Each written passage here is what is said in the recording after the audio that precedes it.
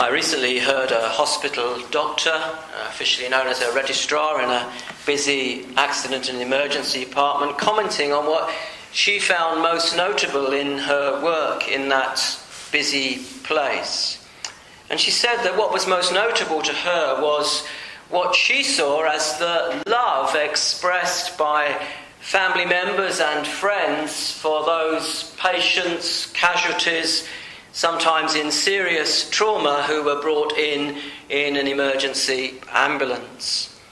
Beneath the frequent raw emotions of those folk coming to terms with what had taken place, there was, she felt, a bedrock of concern and commitment and desire for a good outcome and a coming alongside the casualty in real earnest.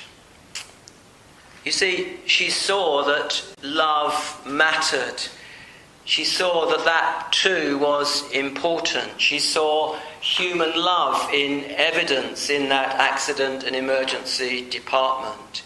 It was almost as if, as I listened to her, that she was feeling or saying that all the medical expertise that she and her team could administer, either successfully or in some cases unsuccessfully, that if someone was unloved, then there would be a huge gap that they as a team could never fill with medicines or surgical operations or clinical assistance.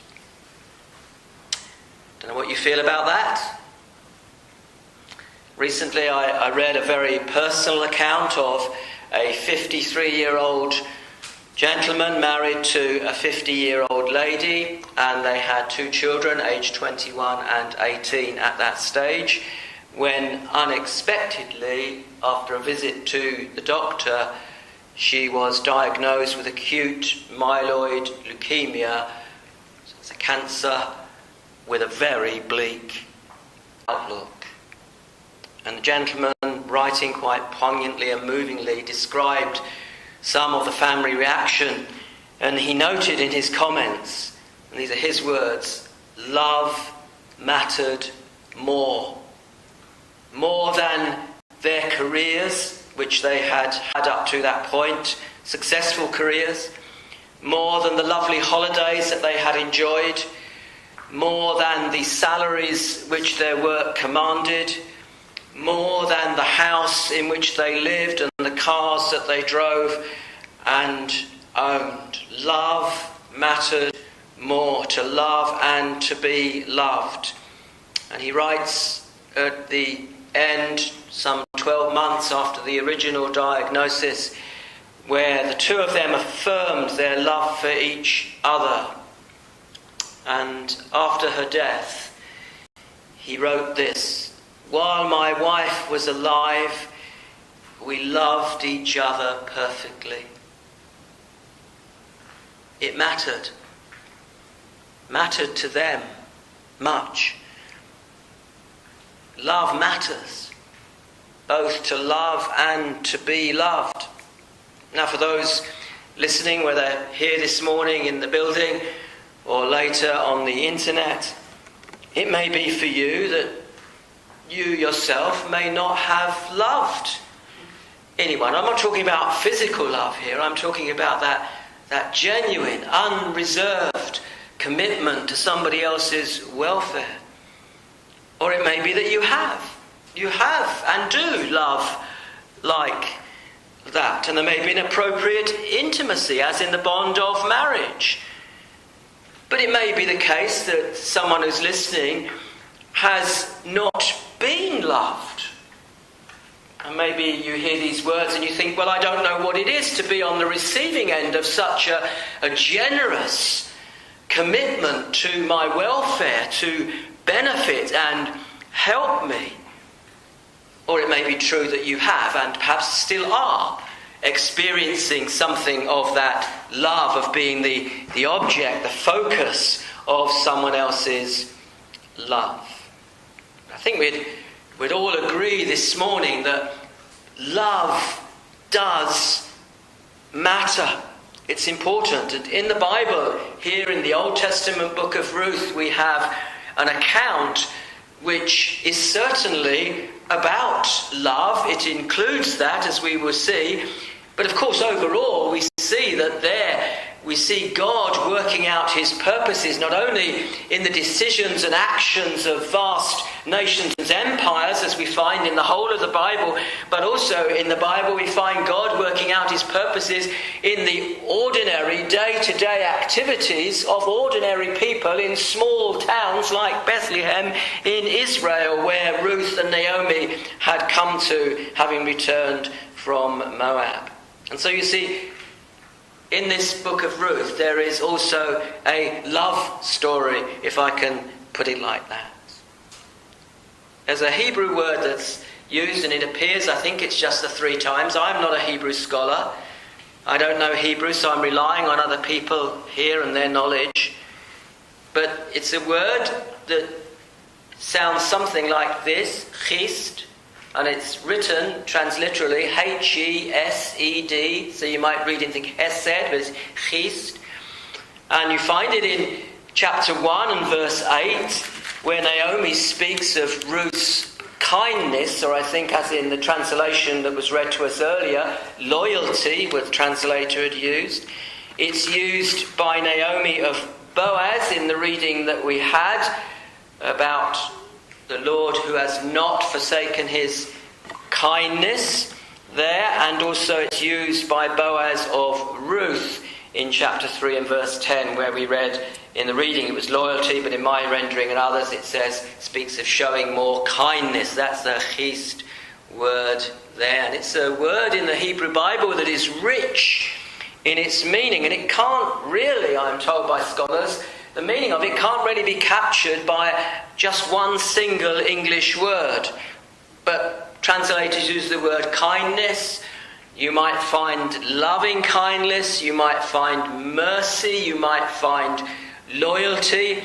And someone has written and says that loyal love, as a translation of the chist word, does it some justice. And some, apparently in Greek translations of the Hebrew, have used the Greek word that we translate to be grace, a word that we are familiar with, some of us, undeserved favour. But it reflects a beautiful commitment to the welfare of another. Naomi, Ruth, Boaz, and of course the Lord himself. But in the case of Boaz and Ruth, clearly there is a love between them, which is a love that desires to be united together in marriage. You might say it's a kind of romance, a comfortable chemistry between them that has already been shown by Boaz in his actions towards this Moabitess widow as she comes to glean in his fields. He talks to her, he speaks kindly words of comfort, taking notice of her. He invites her to partake of bread and wine and roasted grain at the mealtime at his table. He gives instructions to his young men working in the fields to leave her alone, not to touch her, to pester her. He gives instructions to his harvesters, and he says, leave some on purpose. Let it drop so she can have more than everyone else. Leave it there deliberately. And indeed, when Ruth then is encouraged by Naomi, she goes to the threshing floor having washed and anointed herself after the men have eaten, and they're lying down and they're resting, and in the darkness then she lies at the feet of this one Boaz. And she has known him and he her now for a number of weeks through the barley and the time of the barley and the wheat harvest, we read. So I just want you to imagine for a moment that you're Boaz.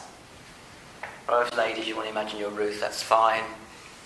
And there you are, Boaz, asleep, and suddenly your feet begin to feel cold. And you know how it is, you start to stir, but if you're anything like me, then, when you stir in the night like that, you're not at your sharpest, are you, first off? And there she is, and they have this conversation, and she effectively, under the culture of the time, what she's doing is, by doing there is nothing inappropriate or untoward in this matter. It's not an intimate thing. She is asking him to marry her. Basically, she's saying, will you marry me?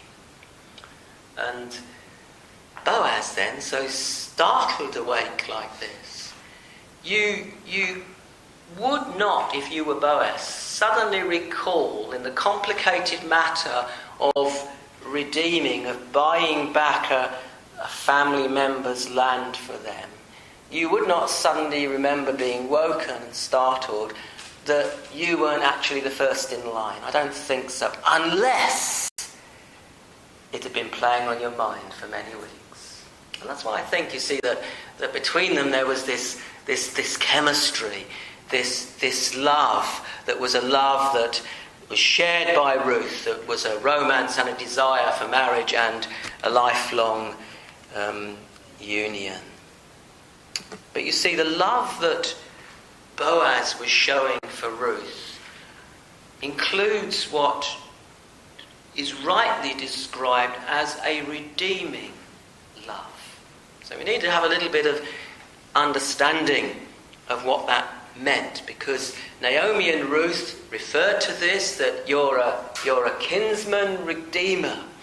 You're a man who's in a position to rescue us from our poverty by buying back the land of the late Elimelech, who had died many years since, and the land in which Naomi, as Elimelech's widow, now had an interest but could not afford to bring back into her family because of her own poverty. Now you see, in Israel, when somebody owned land, it was always when somebody bought land, it was always on a leasehold, what we would understand as leasehold.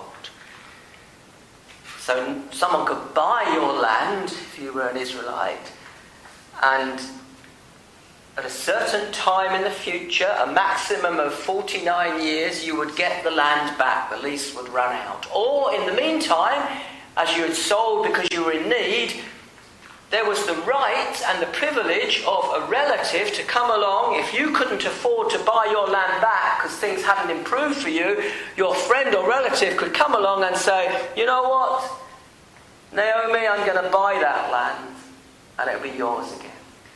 And that was written, enshrined in the law. So you can see it was a generous, spirited matter to be able to redeem a relative, to buy their land back for them so that now they could farm it and run it and live upon it.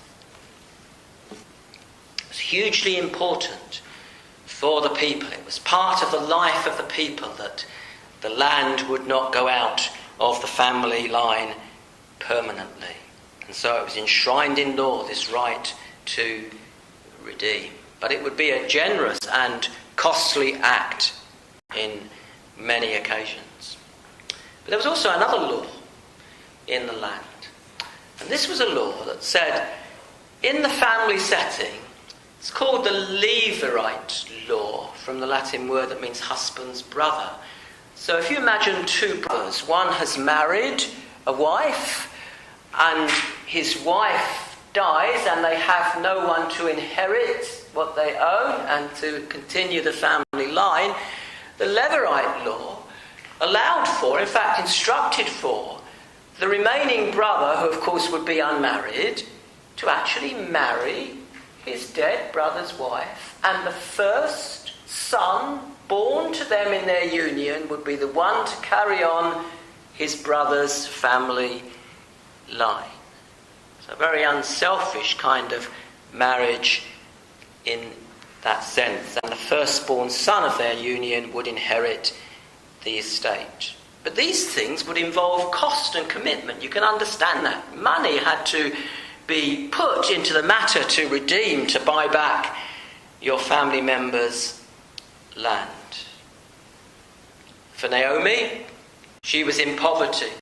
Her land, I think, had already been sold. There's some debate about the tenses that are used. But she had no land then that she could pass on. No one to pass it on to in terms of a male line. And she could not benefit from using, for she did not have the land. And there were no sons to inherit. She was poor and needy. And by discovering Boaz, Boaz was the man who met the criteria to redeem and buy them out of poverty. If, and only if, he was able, that he had the means to do it, he was wealthy enough, and along with that, if he was willing to do it as well. And Boaz quickly deals with the issue of the nearer kinsman. There's somebody else, if you like, who had the first right to buy before him. So he goes to sort that out, and you can read it if you want to in chapter 4.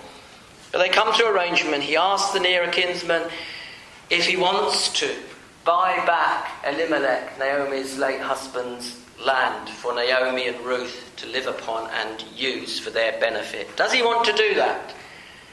And the nearer kinsman says, yes, I'll do it. I'll do it. Ah, says Boaz, there's one more thing. You see, Boaz saw beneath the letter of the law the spirit of the law. And so he said to the nearer kinsman, but if you buy back the land for the late Elimelech, for Naomi and Ruth, then you must marry Ruth also, because she's in need. And she needs supporting. And they need offspring in order to carry their name down through the generations. And so you will need to do that. And I suppose the nearer kinsman clearly felt that was not to his advantage for one reason or another. And indeed, probably he did not have any love, if he had any knowledge at all of Ruth, whereas Boaz loved Ruth. And so he declines to marry Ruth. And Boaz has his way. And they make an agreement. And it's witnessed. Love found a way, you might say, to redeem Naomi and Ruth. So Boaz redeems the family, and he, having set his love upon Ruth, he marries her. You see, the love that Boaz had, I hope you've understood that, is a redeeming love, a love that was willing to pay the price that was necessary and do everything that needed to be done to the last detail in order to ensure that he rescued Naomi and Ruth fully from their plight of poverty. And Boaz and Ruth, they marry, and the result of their union is the Redeemer, Jesus Christ, comes from that line, out of their descendants. And you cannot, it seems to me, read the book of Ruth and think about Boaz's redeeming love without seeing there mirrored the redeeming love of the Lord Jesus Christ, who after the flesh was indeed one of their descendants. There's a lovely verse in Paul's letter to the Corinthians, and he says this of them, because it's their experience, you see. He says, for you know the grace. Now, can I put it to you like this? It's as if he could have said, for you know the chesed, the loyal, loving kindness. You know the grace of our Lord Jesus Christ, that though he was rich, yet for your sakes he became poor, so that you, out of his poverty, might be made rich. Redeeming love, you see. And just as Boaz fitted and met the criteria as a kinsman redeemer to buy out Ruth and Naomi from their poverty and take Ruth to himself to be his wedded wife, so we find in Jesus, we read that Jesus Christ becomes flesh, that he humbled himself and he became flesh. He became a man, being found in fashion as a man. He became like you and I. That was part of the process that was necessary. If he was to rescue us, then first of all, he must become like us. And he is tempted in all points as we are, and yet without sin. He is the one and the only one who is able to pay the price as the sinless one, against whom no charge could be laid. The righteous one takes our sin upon himself that we might be acquitted. He steps down from heaven to redeem, to rescue, because of his love. But we said, didn't we, that in order for that redeeming love to be exercised by Boaz, Boaz needed to be a kinsman, a relative. He needed to have the ability. Well, Jesus is the only suitable one to rescue us from our poverty of sin and bring forgiveness of sins to us. And the only one in whom is vested the ability to do that. But what about the willingness? Boaz was willing to pay the price.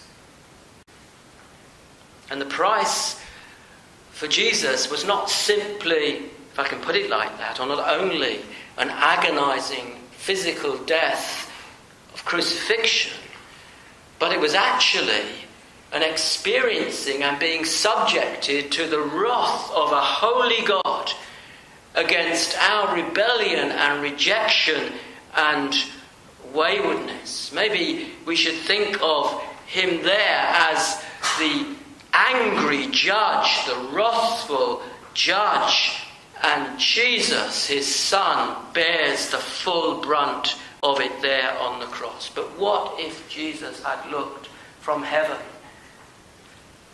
and thought, you know, they chose to go their own way. They didn't want us in their lives. They're the ones who have rebelled. Yes, I'm able. I could do it. But I won't. Where would that leave us? We started at the beginning about observations that love matters. Thank God for the love of Jesus Christ for lost men and women. Because he didn't say, I won't do it. He said, I'm willing.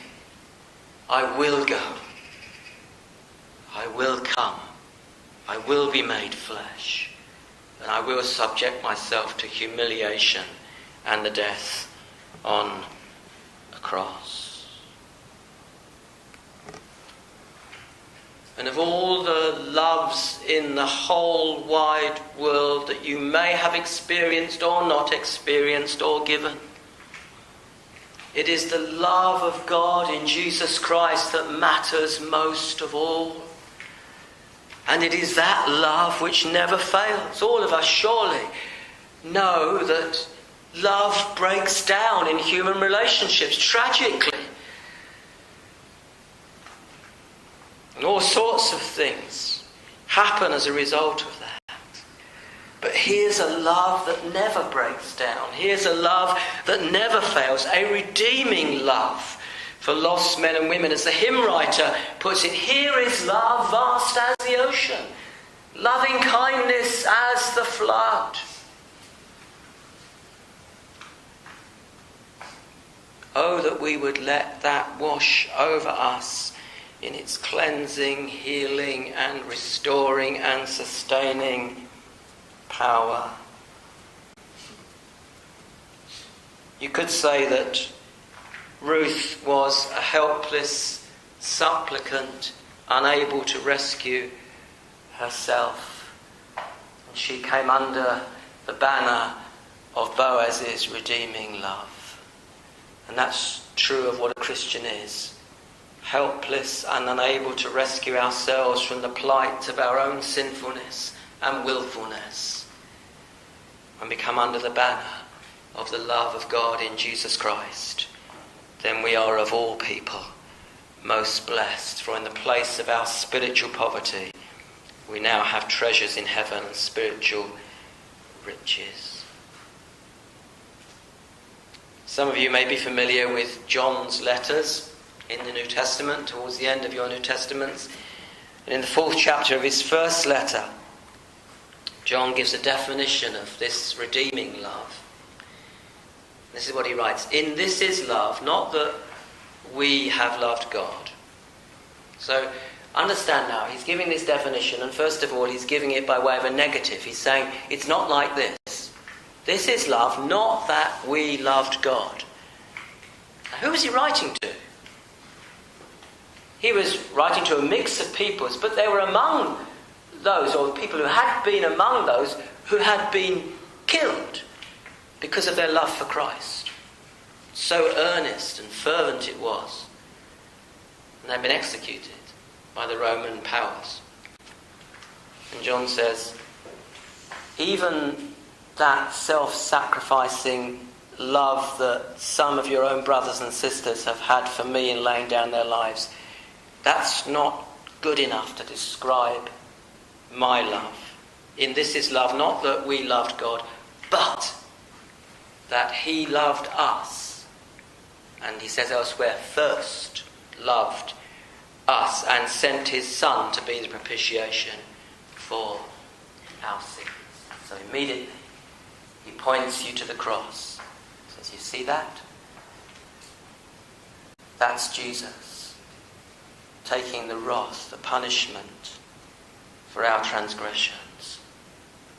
He's laid down his life and borne an agony which in its equivalence is an eternity in hell for many, many souls. It's no wonder, isn't it, that when the Apostle Paul writes his letter to the Ephesians and other churches in the district, that he says to them, he says, I'm praying for you, and I'm praying that together with all the Christians, all the saints, you may have the ability to grasp how wide and deep and high and long is the love of Christ, which passes knowledge. He's almost saying, I'm praying that the Holy Spirit will so enlighten your minds that you'll begin to know the unknowable.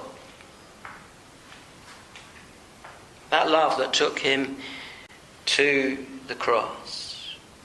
And if we know that love and receive that love that God has for us, there is fulfillment indeed, whatever else we may have or have not known in terms of love in our own lives. May God grant that we will learn that not only that love matters, but that God's love matters most of all, and that we will know that for ourselves, that redeeming